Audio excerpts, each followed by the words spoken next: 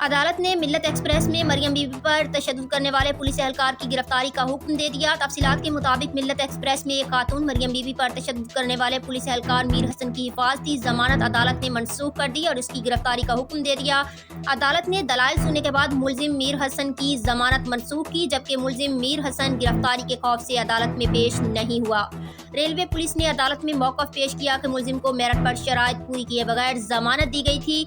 Railway police ने कहा, ईद के दिनों में जज ने प्रोसिक्यूटर के दलाइल के बगैर मुलजिम को जमानत देने का फैसला किया। इस केस की समाअत सेकंड सिविल जज एंड जुडिशल मजिस्ट्रेट की अदालत में हुई। रेलवे पुलिस कांस्टेबल को 13 अप्रैल को हैदराबाद में मजिस्ट्रेट की अदालत में पेश किया गया था।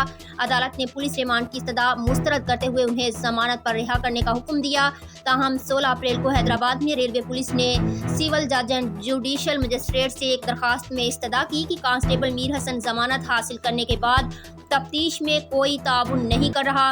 रेलवे पुलिस ने इस्तदा की कि मुलजिम का मेडिकल कराना निहायत ज़रूरी है ताकि मुलजिम की ज़हनी कैफियत के बारे में मजाज मेडिकल ऑफिसर से सर्टिफिकेट हासिल किया जा सके।